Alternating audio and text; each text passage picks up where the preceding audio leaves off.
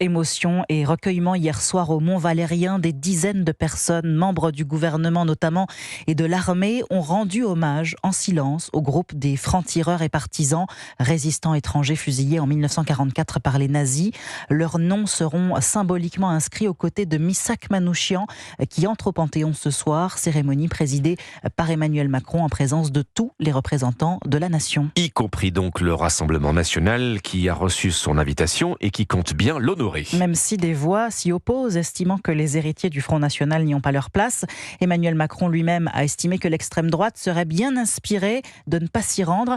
Alexandre Chauveau, la normalisation de Marine Le Pen semble de nouveau remise en cause. Sa présence lors des cérémonies républicaines ne semblait plus poser question. Marche contre l'antisémitisme, hommage national aux victimes françaises du Hamas aux Invalides. Mais à la faveur d'Emmanuel Macron, Marine Le Pen se retrouve à nouveau dans le camp des indésirables.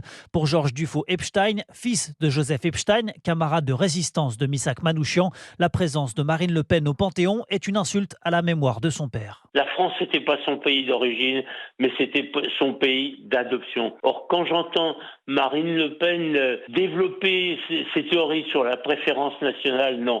Pour moi, c'est insupportable. Absente à l'hommage national à Robert Badinter la semaine dernière, respectant ainsi la volonté de la famille, Marine Le Pen fait cette fois le choix inverse. Laurent Jacobelli, porte-parole du RN. L'hommage à Robert Badinter était immédiatement après son décès. En revanche, là, on parle d'événements qui datent de la Seconde Guerre mondiale. On parle de la panthéonisation, c'est-à-dire la reconnaissance de la nation tout entière à l'un de ses héros. Eh bien, nous sommes partie prenante de cette nation tout entière. Et le RN dénonce une tentative de rediabolisation de Marine Le Pen à quelques mois des élections européennes. Alexandre Chauveau du service politique d'Europe.